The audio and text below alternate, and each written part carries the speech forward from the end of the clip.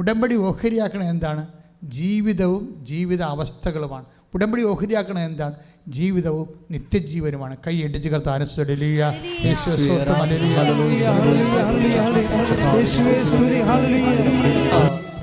ഇന്നിപ്പോഴും തിങ്കളാഴ്ച, ഇന്നലെ ഞായറാഴ്ച, ഇന്നലെ ഷെമീല എന്ന് പറഞ്ഞൊരു മുസ്ലിം ലേഡി വന്നിരുന്നു.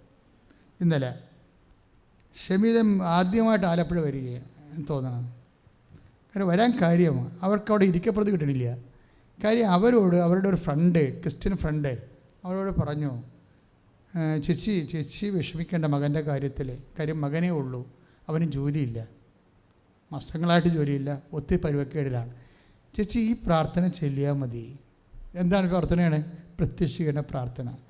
എന്നിട്ട് മാതാവിൻ്റെ അടുത്ത് ഡേറ്റ് ഇട്ടാൽ മാതാവ് ആ ഡേറ്റ് ഹോണർ ചെയ്തിട്ട് നിങ്ങളുടെ മകനെ വിസ തന്ന് കൊണ്ടുപോയിക്കൊള്ളൂ എന്ന് പറഞ്ഞു. ഷെമീല പക്ഷെ അത് ആദ്യമായിട്ടാണ് ക്രിസ്ത്യൻ പ്രേയർ അവിടെ കിട്ടുന്നത്. അവർ മുസ്ലിം അല്ലേ, അവിടെ കിട്ടുന്ന ക്രിസ്ത്യൻ പ്രേയർ ആദ്യമായിട്ട് കിട്ടുകയാണ്. പക്ഷെ അത് കിട്ടുമോ കിട്ടത്തില്ലേ, ശരിയാകുമോ എന്നൊന്നും ചിന്തിച്ചില്ല. അവരതങ്ങ് വിശ്വസിച്ചിട്ട് അവരുടെ മാതാവ് ഞാനൊരു ഡേറ്റ് ഇട്ടിട്ടുണ്ട് കേട്ടോ, ഫെബ്രുവരി 15. മാതാവിനോട് ഡേറ്റ് ഇട്ടവർ അവരെ ഉടമ്പടി കണ്ടിട്ടില്ല, പ്രാർത്ഥന കൂട്ടിയിട്ടില്ല, ആദ്യമായിട്ട് ക്രിസ്ത്യൻ പ്രേയർ കിട്ടിയിരിക്കുകയാണ്. പക്ഷേ അവരുടെ എത്ര സ്പീഡപ്പായിട്ടാണ് ഈ സാധനം ലോഞ്ച് ചെയ്യണത്. എത്ര സ്പീഡപ്പാണ്. നമ്മുടെ ക്രിസ്ത്യൻസിനോട് എത്രയോ പേരോട് പറഞ്ഞിട്ടുണ്ട് നിങ്ങൾ വന്ന് ഉടമ്പടി എടുക്കാൻ. വരട്ടെ, നോക്കട്ടെ, വരാം. ഞങ്ങളുടെ പള്ളി ഇല്ലാത്ത വല്ല അവിടെ ഉണ്ടാന്ന് ചോദിക്കുക ആദ്യം. ഞങ്ങളുടെ പള്ളി ഇല്ലാത്തത് വല്ലതും അവിടെ ഉണ്ടാന്ന്. അവിടെ നിങ്ങളുടെ പള്ളി ഇല്ലാത്തത് ഉണ്ടായിട്ടല്ലേ ആൾക്കാരോട് വരണത്. എന്താ കാര്യം? അമ്മ മാതാവിൻ്റെ പ്രത്യക്ഷീകരണം. ആ പ്രത്യക്ഷീകരണത്തിൻ്റെ സാക്ഷിയാക്കി മാറ്റാൻ വേണ്ടിയാണ് പ്രത്യക്ഷീകരണ പ്രാർത്ഥന. ഈ പ്രത്യക്ഷീകരണ പ്രാർത്ഥന ക്രിസ്ത്യാനി ചൊല്ലിയാലും അക്രൈസ്തവൻ ചൊല്ലിയാലും ഒരേ ഇഫക്റ്റാണ്. ജമീലയോട് കിട്ടിയിരിക്കുന്നത് അമ്മയുടെ പ്രത്യക്ഷീകരണ സാക്ഷിയാണ്. അപ്പം പറഞ്ഞ് അമ്മയുടെ പ്രത്യക്ഷീകരണത്തിന് എന്നെ സാക്ഷിയാക്കണമേ, എനിക്ക് ഡേറ്റ് തരണമെന്ന് പറഞ്ഞു. അപ്പോൾ അവിടെ ഫെബ്രുവരി 15 പറഞ്ഞു ഡേറ്റ് ഇട്ടേ. എന്നിട്ട് 4 മണിക്ക് ഷെമീല എഴുന്നേക്കും. 4 മണിക്ക് നമ്മൾ അതാണ് വിഷയം.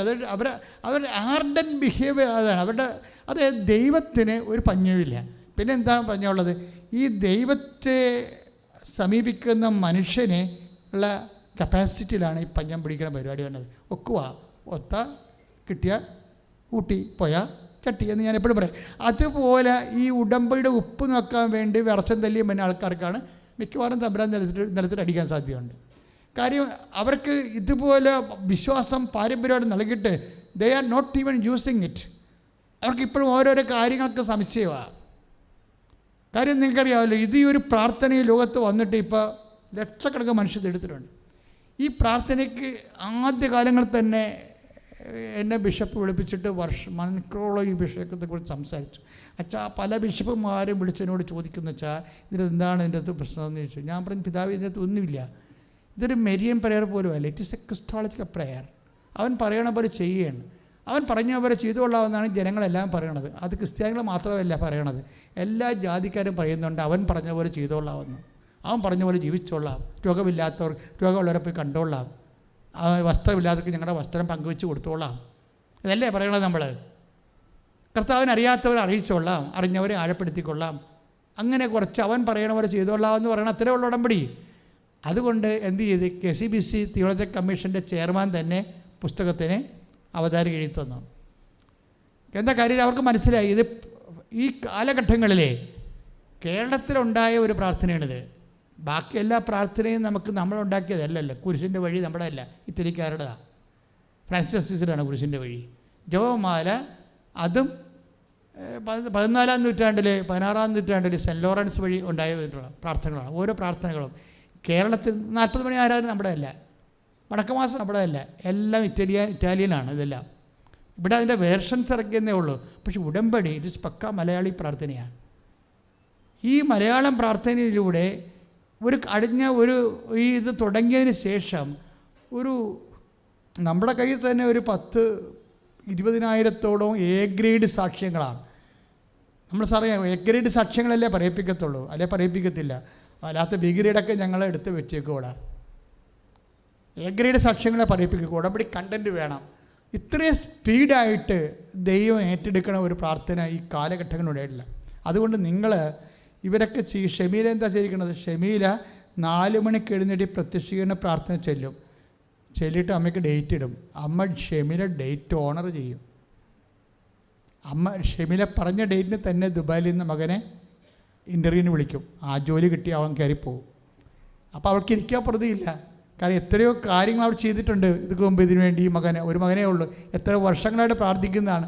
ഇത് വെറും ഒരു മാസം കൊണ്ട് കാര്യങ്ങളെല്ലാം മാറിയില്ലേ. അതുകൊണ്ട് അവർ നേരെ കണ്ടു പോകുന്നു. സാക്ഷ്യം പറഞ്ഞതിന് ശേഷമാണ് അവർ ഉടമ്പടി എടുക്കുന്നത്. സാക്ഷ്യം പറഞ്ഞിട്ട് അവർ ഉടമ്പടി എടുത്ത്. എന്താ പ്രശ്നം വെച്ച് കഴിഞ്ഞാൽ, ഈ നമ്മൾ ദൈവത്തെ നിങ്ങളെ സാക്ഷ്യപ്പെടുത്താൻ നോക്കണം. എങ്ങനെ? കർത്താവിനെ അറിയാത്തത് അറിയിക്കുക മാത്രമല്ല, അതിന് അറിഞ്ഞവരെ ആഴപ്പെടുത്തുക മാത്രമല്ല ചെയ്യേണ്ടത്. പിന്നെ കർത്താവ് എന്നെ അമ്മയുടെ പ്രത്യക്ഷീകരണത്തിൻ്റെ സാക്ഷിയാക്കി മാറ്റണമേ. ഒന്ന് പ്രാർത്ഥിച്ച്, കർത്താവേ യൂട്യൂബിലൂടെ ആയാലും കൃപാസന പത്രത്തിലൂടെ കർത്താവിനെ അറിയാത്തവരെ അറിയിക്കുകയും അവൻ പറഞ്ഞതുപോലെ ചെയ്യുന്നതിന്റെ ഭാഗമായി രോഗികളെ സന്ദർശിക്കുകയും വസ്ത്രമില്ലാത്തവർക്ക് വസ്ത്രം കൊടുക്കുകയും നമ്മുടെ സഹായം ആവശ്യമുള്ള എല്ലാ ആവശ്യരോടും അവൻ പറഞ്ഞതുപോലെ ചെയ്യുന്നതിന്റെ ഭാഗമായി ഉടമ്പടി പ്രകാരം മാതാവിന്റെ മധ്യസ്ഥതയിൽ യേശുവിന്റെ നാമത്തിൽ വിശേഷ സാക്ഷിയാകാൻ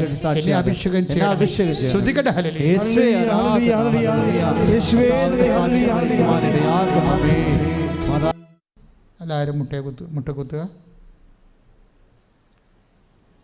സമാപന ആശീർവാദമാണ്. ഒരു നിമിഷം മൗനമായി നിങ്ങളുടെ വ്യക്തിപരമായ ആവശ്യങ്ങൾ ആരാധനയ്ക്ക് പരിശുദ്ധ അമ്മ വഴി സമർപ്പിക്കുക. പരിശുദ്ധ അമ്മ വഴി ആരാധനയ്ക്ക് നിങ്ങളുടെ വ്യക്തിപരമായ ആവശ്യങ്ങൾ മൗനമായി സമർപ്പിച്ച് പ്രാർത്ഥിക്കുക. ഈ സമയം ഒരു നിമിഷം.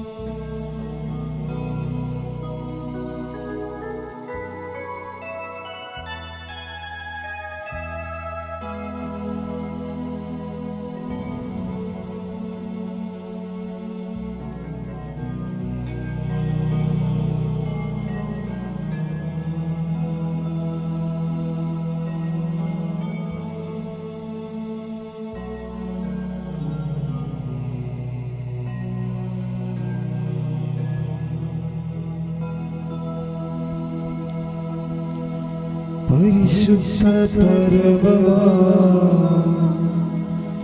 ദിവ്യകാരുണ്യമേ,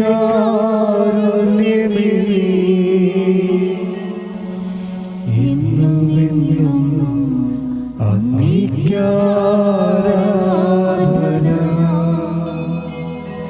പരിശുദ്ധ പരമമാ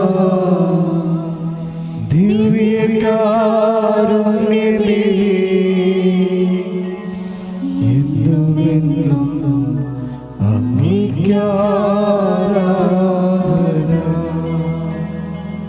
പരിശുദ്ധ പരമ